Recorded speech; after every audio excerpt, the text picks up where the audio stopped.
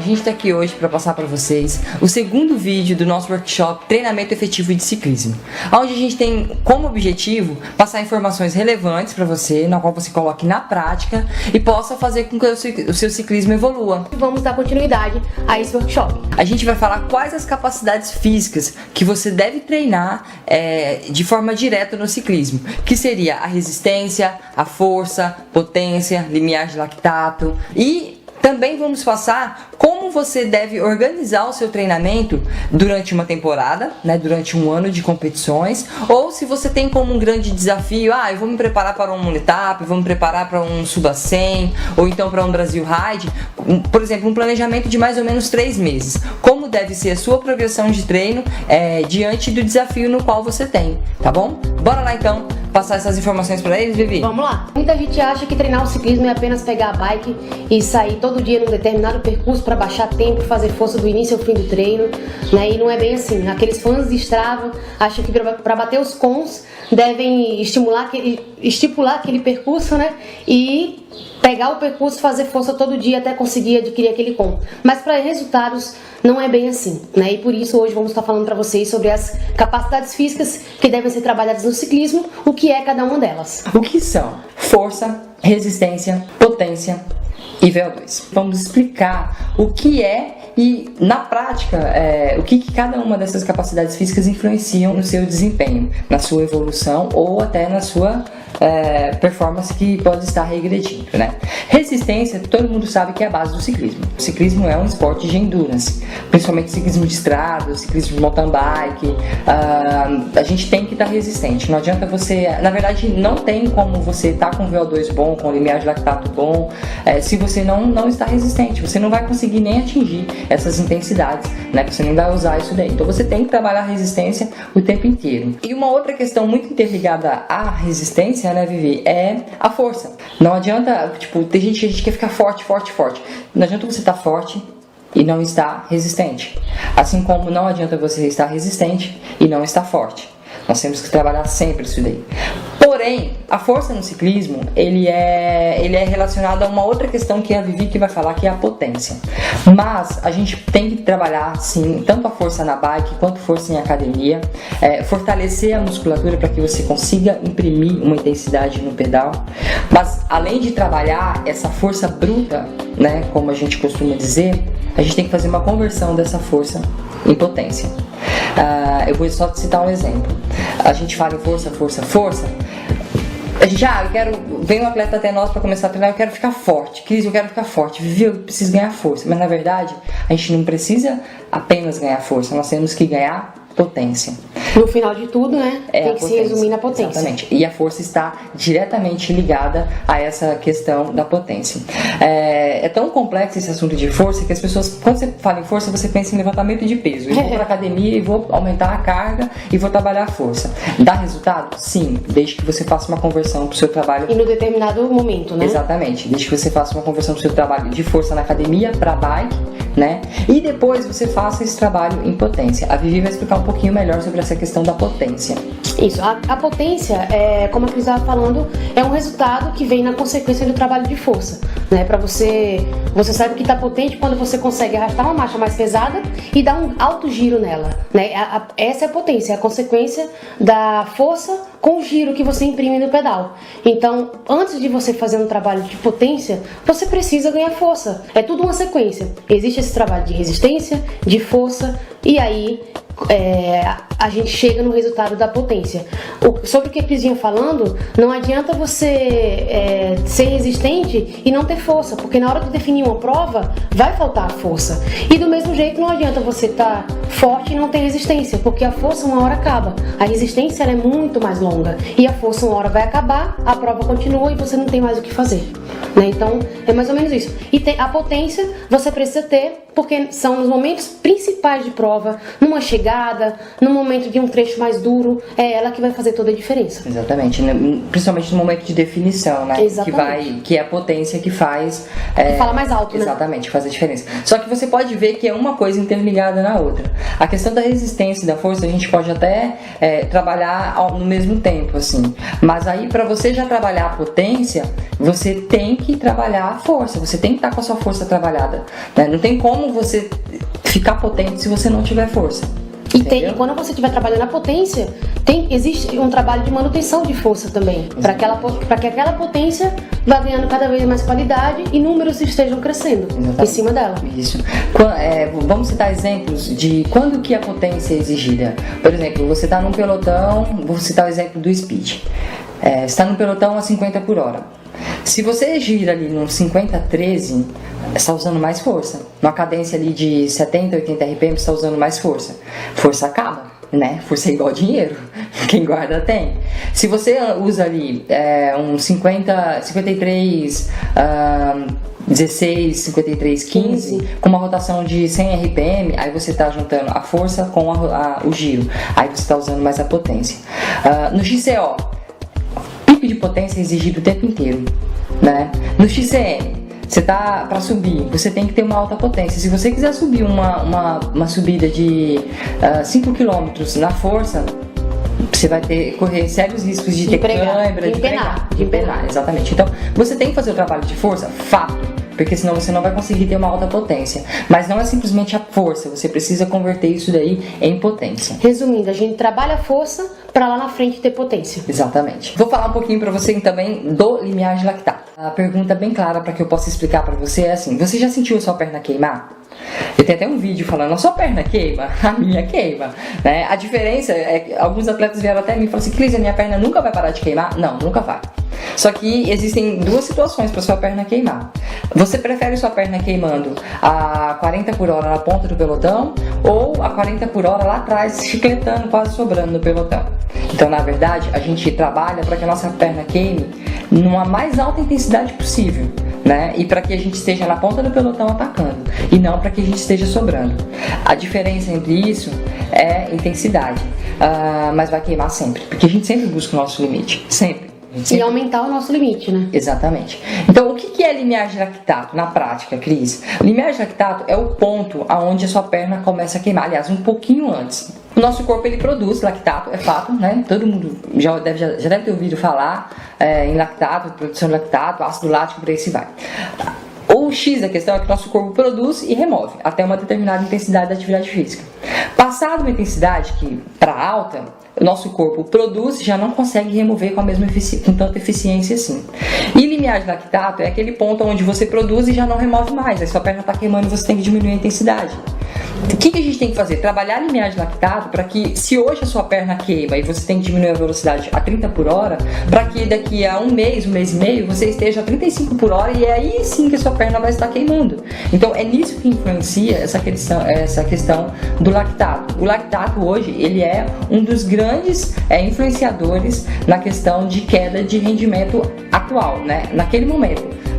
Aumentou a produção de lactato, aumentou a produção e você já não conseguiu remover mais, ou seja, acumulou na musculatura, na corrente sanguínea, você tem que diminuir a intensidade, você já perde a capacidade de manter aquela alta intensidade. Então, o limiar de lactato ele tem que ser trabalhado a vida inteira. Constantemente. A vida inteira. No ciclismo é a vida inteira, né? Você trabalha diversos fatores, mas o limiar de lactato tem que estar sempre ali, assim como a resistência e por aí se vai.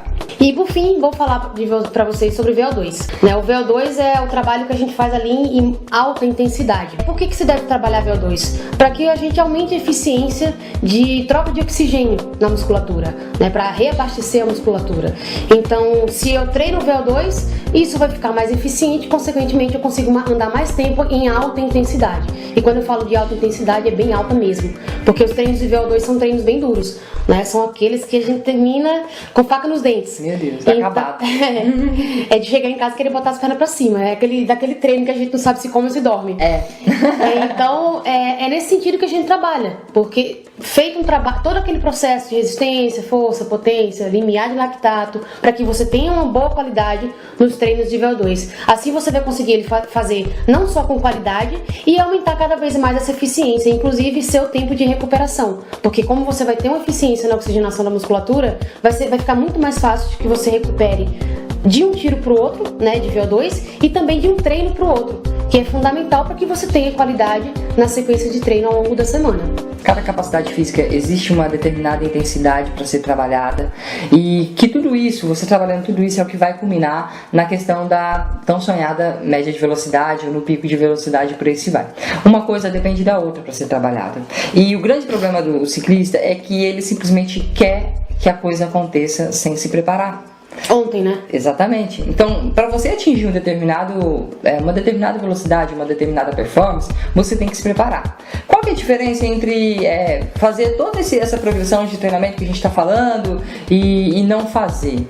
Justamente a questão de você otimizar o tempo que você tem disponível. Agora que você já sabe todas as capacidades físicas que devem ser treinadas no ciclismo, a gente vai falar um pouco para vocês a respeito de como fazer essa progressão dentro dessas capacidades físicas. Seja organizar o seu treinamento para 3 meses ou para 1 ano, esse planejamento teórico que a gente vai colocar aqui para vocês agora vai fazer com que vocês consigam organizar todo o conteúdo que a gente passou na teoria para colocar na prática. Sem a teoria não existe a prática. A teoria existe justamente para isso, para deixar o seu treino mais organizado para que ele tenha resultado efetivo, que é o objetivo do nosso workshop. Nesse vídeo de hoje eu vou falar um pouquinho sobre a periodização de treinamento de ciclismo. É um vídeo rápido porque ele é bem teórico, então para não deixar dissipar a atenção de vocês, eu vou estar passando o mais breve possível. Quando você planifica uma progressão de treinamento, você tem a possibilidade de diminuir erros, né, no meio do caminho.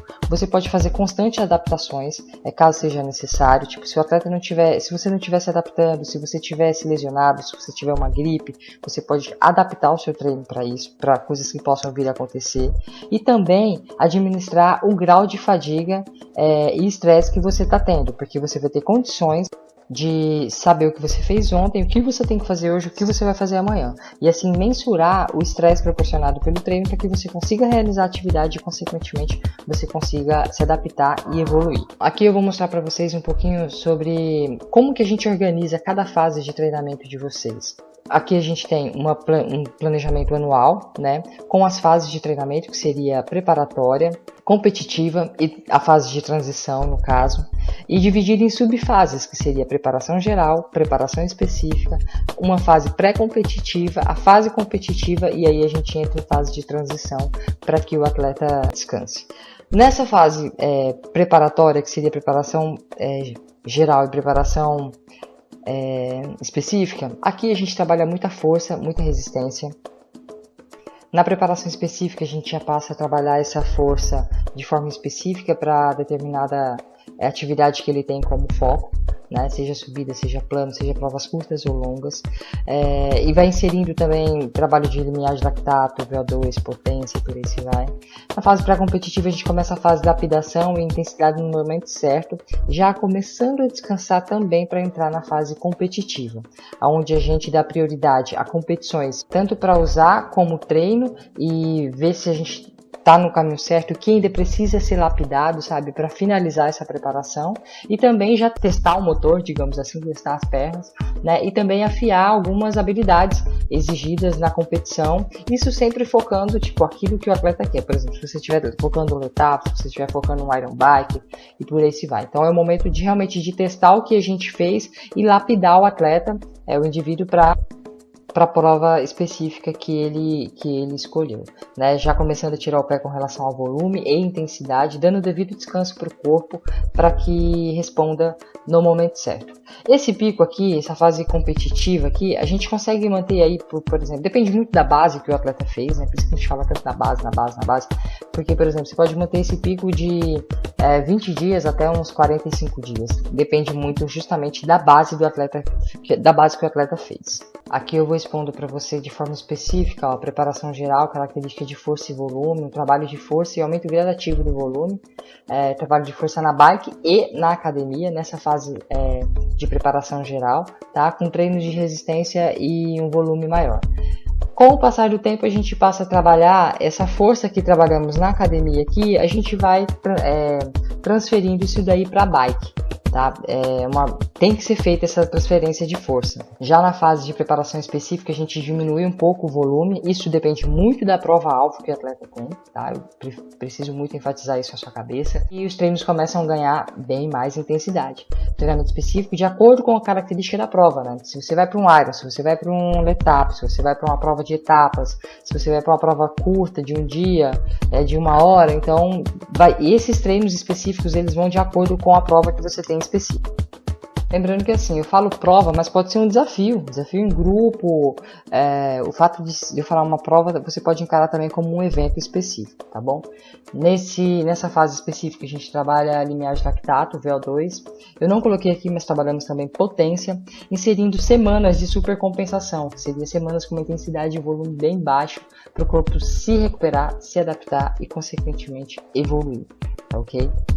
Não deixem de colocar essa semana de supercompensação, porque ela é muito, muito, muito importante, tá?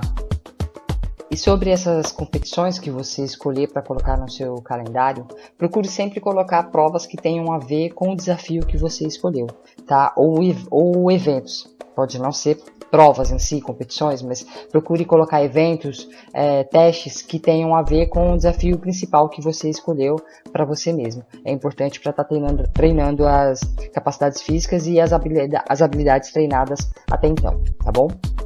Eu costumo dizer até para meus atletas que eles vão usar a prova para treinar, então eles vão lá e vão, digamos que pro arrebento mesmo, vai sem medo, vai se testar, se o resultado acontecer, se o desempenho acontecer, ótimo, né? É fruto do trabalho que você realizou até então, mas vá até para se conhecer ainda mais, permita-se arriscar estratégias que você talvez não arriscaria, porque assim você vai saber como que seu corpo vai se comportar diante daquele tudo que você fez até então. Essa fase, o ideal seria se a gente tivesse uma competição todo final de semana, né? Mas lógico que às vezes fica inviável devido a deslocamentos, valores, e família, e trabalho e tudo mais. Mas quanto mais competições você conseguir colocar, quanto mais eventos você conseguir colocar na sua agenda de treinamento, melhor. E nessa fase também, o atleta diminui bem a intensidade e volume de treinamento. Os treinos passam a ser bem regenerativos dessas competições, para que o atleta tenha condições de estar desenvolvendo a sua parte física mesmo como um todo e não corra nenhum risco também de uma fadiga crônica, digamos assim, né? Algo que possa comprometer a sua recuperação de uma forma geral e lá na frente, naquele desafio principal, ele não consiga desempenhar um ciclismo por causa disso. Então tem que ter muita cautela com isso, tá? Você começou a competir ou começou a se testar, né, simular competições, treinos, competições, rachão, essas coisas assim, você tem que ter muita cautela com a intensidade e volume que você está colocando no meio de semana, né, entre essas competições que você está fazendo, para não estar comprometendo a sua recuperação. Nessa fase, você está pronto. É apenas teste e lapidação. O descanso é fator primordial. Não esqueçam disso, tá? Vocês não perdem condicionamento em uma semana. Eu montei um outro esqueminha aqui para vocês, veja lá. Sobre um resumo, né, de 5 meses. Você pode usar isso aqui para 3 meses também. Eu gosto muito, porque o nosso calendário é um pouco complicado, né? Tem competição o ano inteiro e tal. Então a gente não pode ter 5 meses de competição. Eu gosto de usar isso aqui em 3 meses. Então eu dou enxugada em algumas fases, sabe? Principalmente nessa preparação geral aqui, porque o atleta, talvez você já venha com um condicionamento, né? Então eu aplico essa metodologia já partindo ali da preparação, começando a preparação específica, sabe? Porque se já tiver com uma boa resistência, às vezes o atleta não tá tão forte, né? Não trabalhou tanta força, eu enxugo a parte da resistência, começo trabalhando força com ele e vou partindo para a especificação com limiar de lactato, com VO2, potência, trabalho um volume relativo. Depende muito da questão do tempo mesmo disponível que o atleta vai ter para trabalhar isso daí. Então eu enxugo. Fica essa dica. Se você tiver pouco tempo, né, se você tiver 2 meses, 3 meses, você enxuga essa preparação geral. Começa do meio da geral ou até da 2 para frente para você ganhar tempo. É lógico que quanto mais tempo você tiver em uma preparação, mais você consegue repetir, e é na repetição que o nosso corpo se adapta e evolui. Então, atente à questão de tempo também. Não adianta você achar que você vai se preparar em 2 semanas para um evento. Esse é o segundo vídeo do nosso workshop. Espero que vocês tenham gostado muito. Aproveite para absorver o máximo de informações possível. Exatamente. Anote as dúvidas que vocês tiverem no papel, porque em breve a gente vai contatar você para saber quais são as dúvidas e tirar essas dúvidas ao vivo na live que a gente vai fazer. Tá ok? Até o próximo vídeo. Até mais.